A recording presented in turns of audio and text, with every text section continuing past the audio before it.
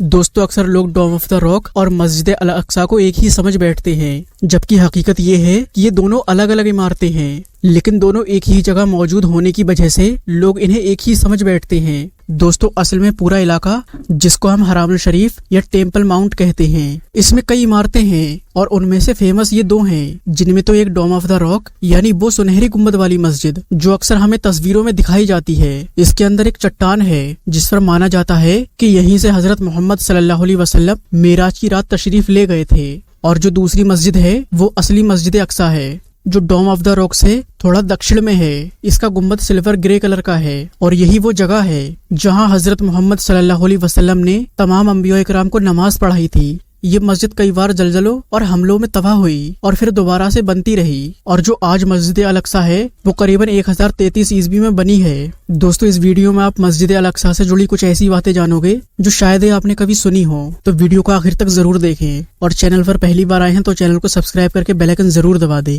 Number 2، دوستو صلاح الدین ایوبی رحمۃ اللہ علیہ، ان کا نام سنتے ہی دلوں میں جذبہ جاگ اٹھتا ہے۔ یہی وہ سلطان تھے جنہوں نے صلیبی جنگوں کے دوران یروشلم کو آزاد کرایا، مگر بہت لوگ بس اتنا ہی جانتے ہیں کہ انہوں نے جنگ لڑی اور جیت گئے۔ اصل میں اس کے پیچھے ایک بڑا راز تھا۔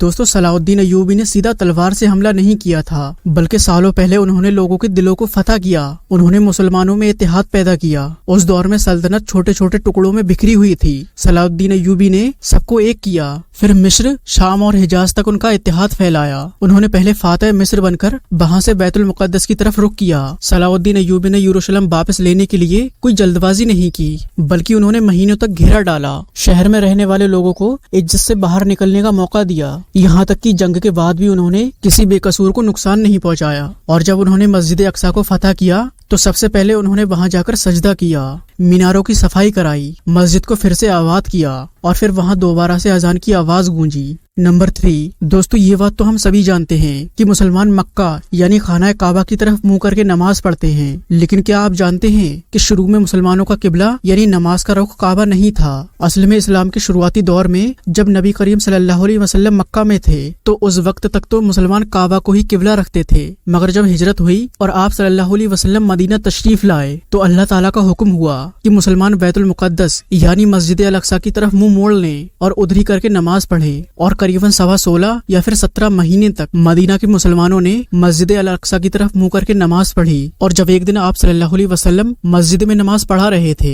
جس مسجد کا نام مسجد القبلتین ہے، اسی کے بیچ میں اللہ کا حکم ہوا کہ اب واپس سے قبلہ بدل دیا جائے اور پھر سے کعبے کی طرف منہ کر کے نماز پڑھی جائے، اور آپ صلی اللہ علیہ وسلم نے نماز کے دوران ہی خانہ کعبہ کی طرف منہ موڑ لیا اور پھر ہمیشہ کے لیے قبلہ مکہ کی طرف طے کیا گیا۔ نمبر 4، دوستو یہ بات بھی بہت کم لوگ جانتے ہیں کہ مسجد اقصی صرف ایک مسجد نہیں ہے بلکہ ایک پورا مقدس علاقہ ہے جسے حرم قدوس بھی کہتے ہیں۔ اس کے نیچے الگ الگ جگہوں پر کئی نبیوں کی قبریں موجود ہیں جس کا تذکرہ تاریخی کتابوں اور یہودی عیسائی تصور میں بھی ملتا ہے۔ تفصیل سے دیکھیں تو اسرائیلی روایتوں میں اور قدیمی مسلم اسکالرز کے مطابق قریب 17 نبی اس جگہ دفن ہیں۔ ان میں حضرت یعقوب علیہ السلام، حضرت یوسف علیہ السلام اور حضرت ابراہیم علیہ السلام کے کچھ اہل بیت بھی ہیں، اور دوسرے بنی اسرائیل کے انبیاء کرام کا بھی ذکر ملتا ہے۔ حالانکہ ان میں سے کچھ قبروں کی پختہ تصدیق نہیں ہوئی ہے، لیکن بیت المقدس ہمیشہ سے ہی نبیوں کی سرزمین رہی ہے۔ ایک حدیث میں آتا ہے کہ 70 سے زیادہ نبی اسی جگہ پر شہید ہوئے تھے اور ان سب کی قبریں اسی جگہ موجود ہیں۔ آج بھی کئی اسکالرز مانتے ہیں کہ مسجد الاقصی کے نیچے پرانی سرنگیں اور تہخانے موجود ہیں جہاں پر انبیاء کرام کی قبریں ہو سکتی ہیں، مگر اس علاقے پر یہودیوں کا قبضہ ہے، اس لیے وہاں کھدائی کرنا آسان نہیں۔ نمبر 5،